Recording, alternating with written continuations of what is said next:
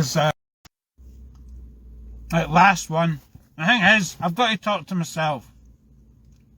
I've got to talk to myself all the time. Because,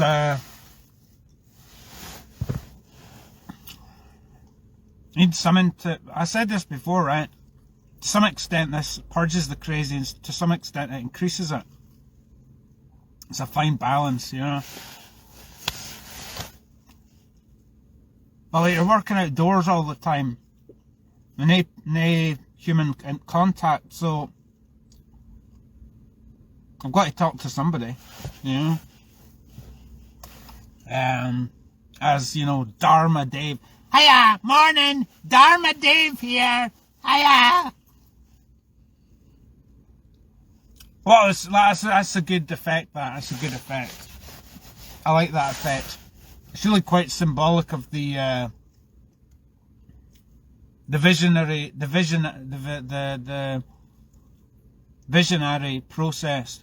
Kind of how I'm a fucking visionary. Because, like, you know, the word visionary, it comes from, like, the word visualization, right? So, everything I've done, I've fucking visualized it. I'm a fucking prophet. I could see things happening before they even happened. Remember back when I watched Hell's Kitchen with Gordon Ramsay? Same thing. He goes, what is it he said? He goes, you know, he's having all the celebrities in, and he's like, you know, saying, you know what, I know who's going to fucking last and who isn't. Yeah! Because he can sense the energy in the room. Yeah! Kind of like, for example, like, being an athlete to that level is basically just, you're basically just an exercise junkie. Heroin addicts get into visionary states, don't they? So that's just like me, nodding off in the corner, you know, putting the needle into the red, visualising myself doing some fucking amazing shit. So that 200-mile bike ride I did in one of them I did in lockdown. You know, there's a surprise. I knew I was going to do it before I even did it. I knew it was going to, I knew from the first, I knew in the first 10 minutes I was going to blast it. Now, how did I know that? Well, maybe it was all the thousands and thousands and thousands of miles of training. I fucking knew it was going to happen. I knew it was going to be a good one. But this is the other cool thing. Sometimes when you're not on it, it turns out to be a really good ride. But certainly when the muscles are feeling, you just know, you just have that energy, the energy in your body. You just go, I fucking know I'm going to smash this. Everything I've fucking done, I knew it was going to be a glowing success before it even started. As difficult as I knew it would be, like the bistro, like Outlaw King, like the cycling, like my current job, like the other wee things that I've done, which I'm not going to go into. I knew I was going to be able to do it before I even turned up. Yeah.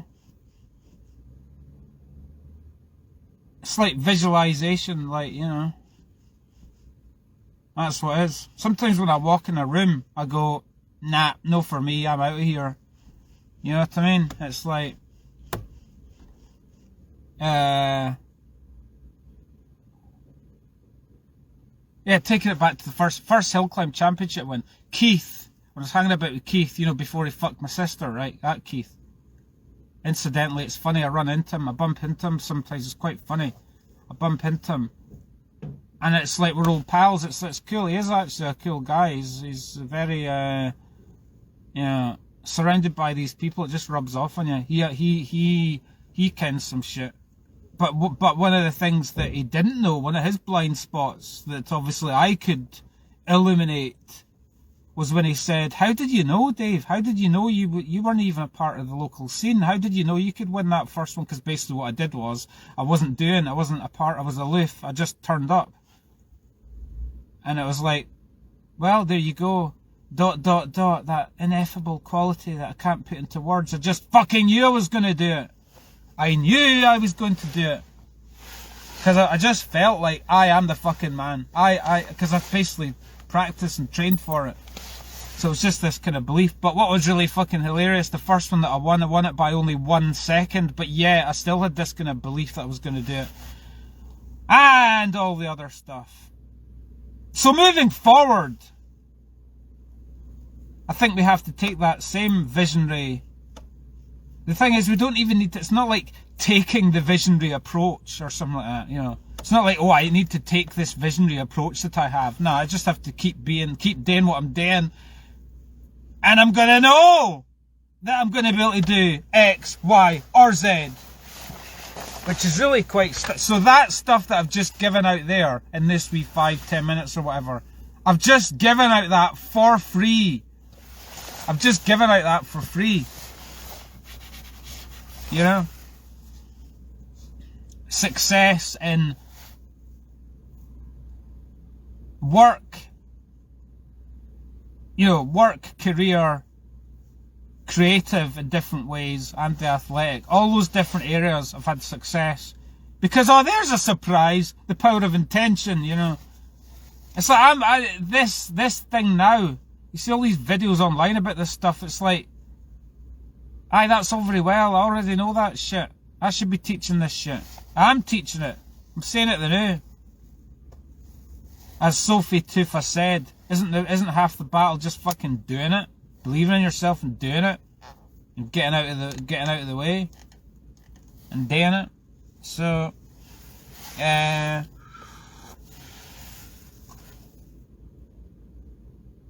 was watching another thing and he was talking about you basically, it was like he was talking to me. He was basically saying, you know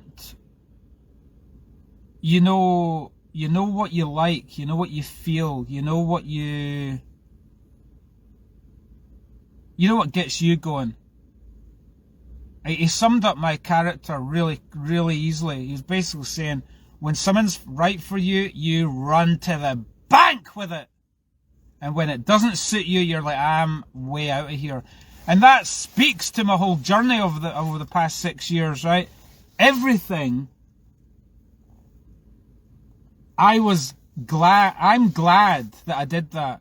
I'm proud of myself that I had the patience to hold off.